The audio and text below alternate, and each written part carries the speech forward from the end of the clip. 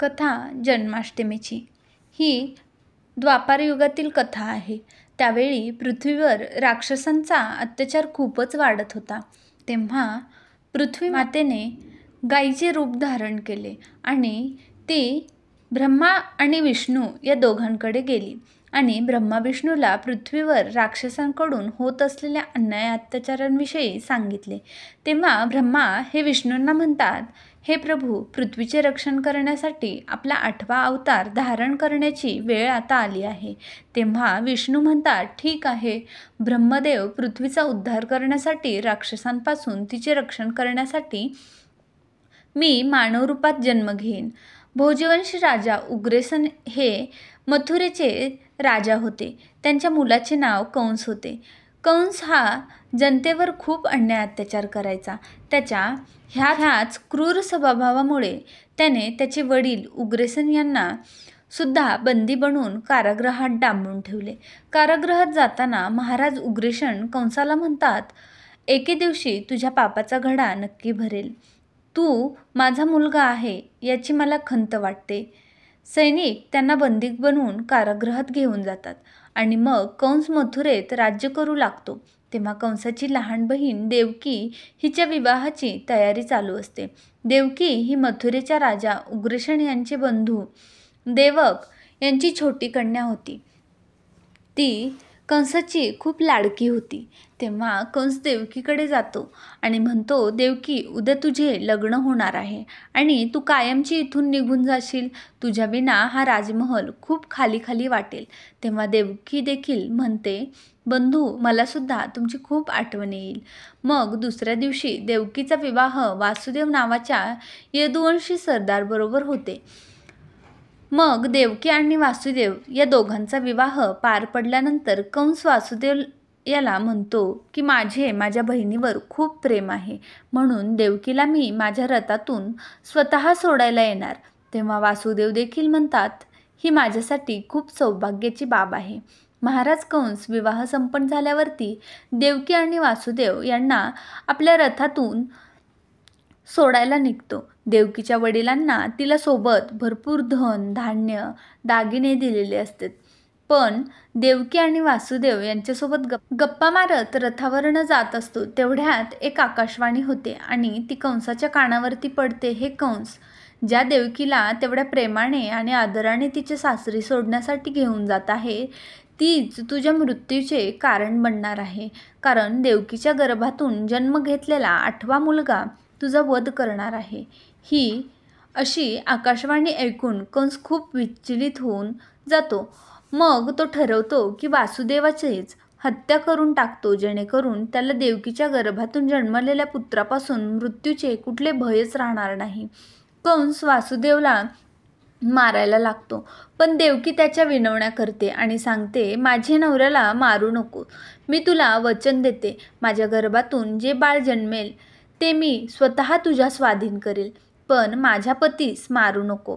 मग देवकीची गयावया बघून आणि तिने दिलेले आश्वासन बघून कंस वासुदेवाला मारत नाही, पण देवकी आणि वासुदेव या दोघांना मथुरेच्या महालात एका कोठडीमध्ये बंद करून ठेवतो. यावर वासुदेव म्हणतात, कंस, देवकी तुझी बहीण आहे, तिच्यासोबत असे वागू नको. तुला हवं तर मला बंदी बनव. पण कंस काहीही न ऐकता दोघांना मथुरेतील कारागृहात बंदी करून ठेवतो. देवकी आणि वासुदेव हे दोघेही खूप दुःखी असतात. व्यथित झालेली देवकी वासुदेवाला म्हणते, स्वामी, माझ्यामुळेच आज तुम्हाला या कारागृहात बंदी बनून राहावे लागत आहे. मी तुमच्या जीवनातील आलेल्या सर्व दुःख आणि संकटांचे कारण आहे. यावर वासुदेव म्हणतात, असे अजिबात म्हणू नकोस. तुझ्यासारखी पत्नी मला मिळाली हे माझं भाग्य आहे.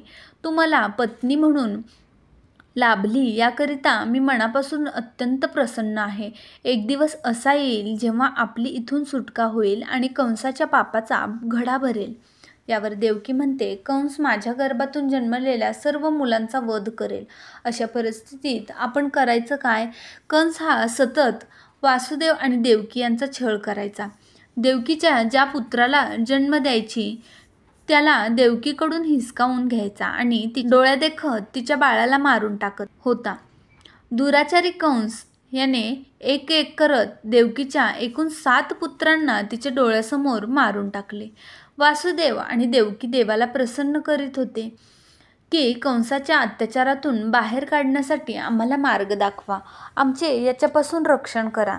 मग काही कालांतराने देवकीच्या 8व्या पुत्राच्या जन्माची वेळ येते. म्हणून कंस कारागृहात देवकी आणि वासुदेव यांच्यावरती पहारेकरींना सांगून कडक लक्ष ठेवून लागतो.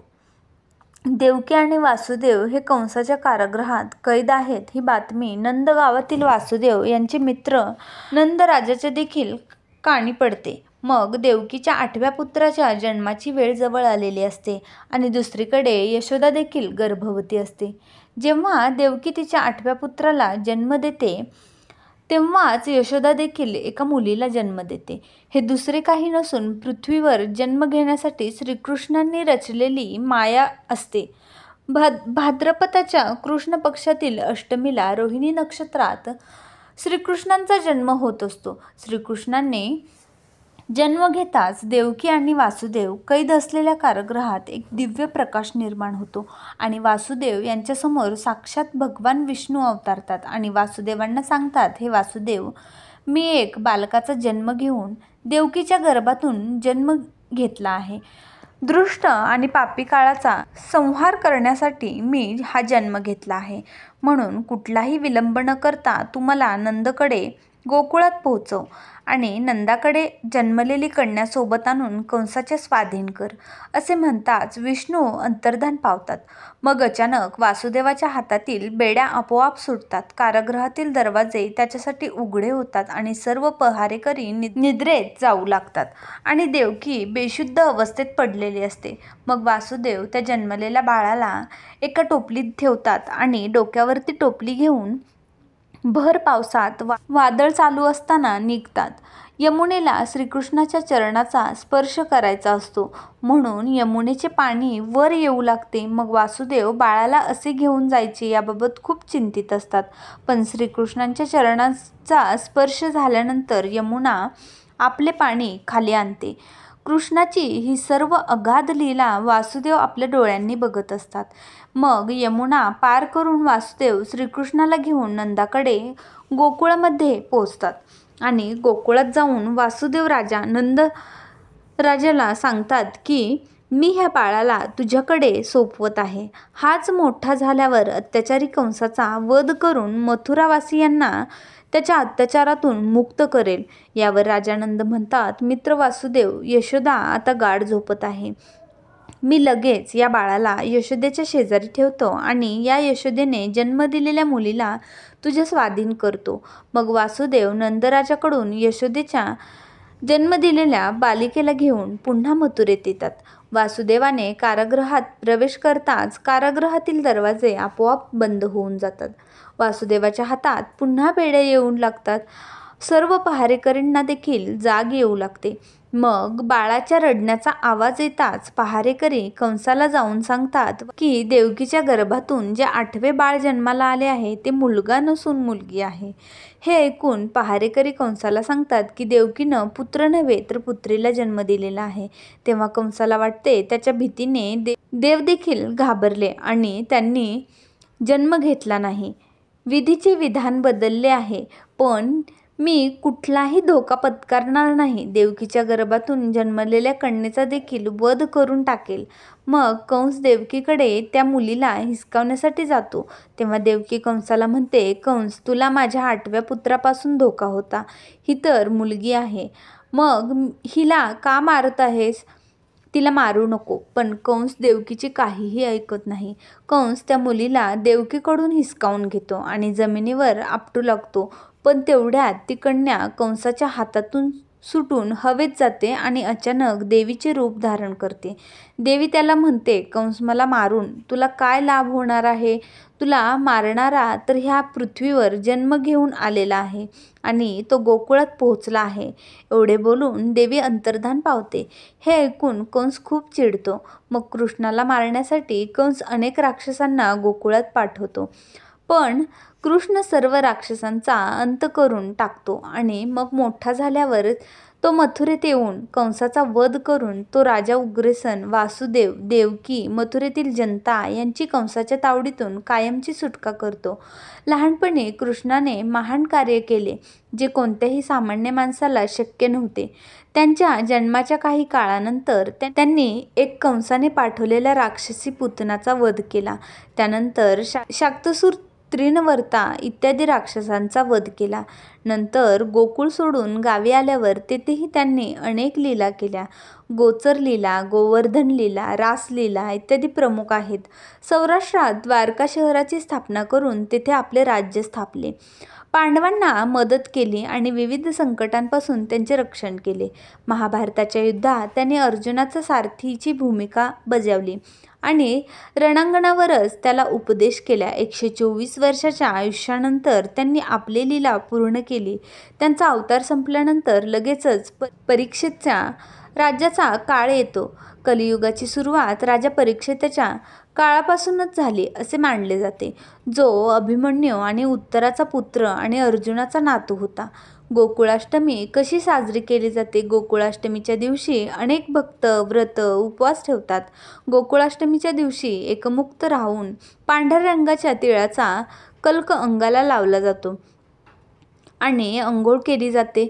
व्रताचा संकल्प केला जातो. व्रताचा संकल्प करून झाला की संपूर्ण देवघर लता पल्लवांनी सुशोभित केले जाते. त्याच जागेवर देवकीचे सुतिकागृह देखील स्थापन करण्यात येत असते. मग मंचकाच्या वर देवकी आणि कृष्णा यांच्या मूर्तीची भक्तिभावानं स्थापना केली जात असते. कृष्ण आणि देवकी या दोघांच्या मूर्तीच्या बाजूस श्रीकृष्णांचे पालनपोषण करणारी माता यशोदा, वासुदेव, नंद, यशोदेच्या पोटी जन्म घेणारी कन्या यांची मूर्ती बसवण्यात येत असते. सप्तमीच्या मध्यरात्री शुचिर्भूत होऊन व्रताचा संकल्प केला जातो आणि संपूर्ण कुटुंबासमेत श्रीकृष्णांच्या मूर्तीची पूजा केली जाते. श्रीकृष्णांच्या मूर्ती पाळण्यात ठेवून पाळणा हलवला जात असतो. श्रीकृष्णास दुधाचा अभिषेक केला जात असतो. या दिवशी दिवसभर उपवास ठेवला जातो आणि रात्रभर जागरण केले जाते. श्रीकृष्णांच्या कथा वाचल्या जातात. कृष्णलीलांचे श्रवण केले जाते. भजन, कीर्तन, नृत्य, गीत इत्यादी अनेक कार्यक्रम चालत असतात. अष्टमीला घरोघरी उपवास करण्यात येतो. देवाला फराळाचे अन्नपदार्थ नैवेद्य म्हणून दाखवले जातात. विशेष करून लोणी, साखर इत्यादी कारण कृष्णाचे आवडते अन्नपदार्थ आहेत. आणि गोपाळकाल्याच्या दिवशी दहीहंडीचा प्रसाद खाऊन उपवास सोडण्यात येत असतो. नवमीच्या दिनी पंचोपचार केला जात असतो. उत्तर पूजा केली जाते. मग शेवटी पूजा करून झाली की पुरुष सूक्त, विष्णू सूक्त इत्यादी स्तोत्रांनी स्तवन करून घेतात. याच दिवशी काला करतात. पोहे, ज्वारीच्या लाह्या, धान्याच्या लाह्या, निंबू व आंब्याचे लोणचे, दही, ताक, चण्याची भिजवलेली डाळ, साखर, फळांच्या फोडी आदी घालून केलेला एक पदार्थ म्हणजे काला. हा कृष्णाला फार प्रिय होता. श्रीकृष्ण व त्याची सवंगडी मिळून यमुनेच्या तीरावर हा तयार करीत असत व वाटून खात असत असे मानले जाते. त्या दिवशी महाराष्ट्रात गोपाळकाल्याच्या निमित्ताने दहीहंडी उत्सव मोठ्या उत्साहात साजरा केला जातो. वेगवेगळ्या प्रांतात वेगवेगळ्या परंपरेने श्रीकृष्ण जन्माष्टमी साजरी केली जाते. श्रीकृष्णाची आरती. ओवाळू आरती मदन गोपाळा, श्यामसुंदर गळा, वैजंतीमाला चरण, कमल ज्याचे अति सुकुमार, ध्वज वज्रांत कुश, बिद्राचा तो डर, ओवाळू आरती मदन गोपाळा. नाभी कवळ ज्याचे ब्रह्मा याचे स्थान, हृदयीन पदक शोभे श्री वच्छला छन, ओवाळू आरती मदन गोपाळा. मुख कमळा पाहता सूर्याची या कोटी, वेधी येले मानस हारपली दृष्टी, ओवाळू आरती मदन गोपाळा. जळीत मुकुट ज्याच्या दैदिप्यमान, तेने तेजे कोदले अवघे त्रिभुवन, ओवाळू आरती मदन गोपाळा. एका जनार्दनी देखिले रूप, रूप पाहू जाता झाले ते तंदरूप, ओवाळू आरती मदन गोपाळा. कृष्ण जन्माष्टमीचे महत्त्व काय आहे? हा पापावर पुण्याचा, वाईटावर चांगल्याचा विजयाचा दृष्टांत संहाराचा दिवस मानला जातो. श्री भगवान विष्णू कृष्णाच्या रूपात सृष्टीवर कल्याणासाठी, मानवतेचे आणि धर्माचे रक्षण करण्यासाठी, पापाचा संहार करण्यासाठी, पृथ्वीला पापीमुक्त करण्यासाठी देवकीच्या पोटी जन्म घेऊन एका बालकाचा अवतार धारण केला होता. व्हिडिओ आवडला असेल तर व्हिडिओला एक लाईक नक्की करा. तसेच तुम्ही पहिल्यांदाच माझ्या चॅनलवर आला असाल तर चॅनलला नक्की सबस्क्राईब करा. धन्यवाद.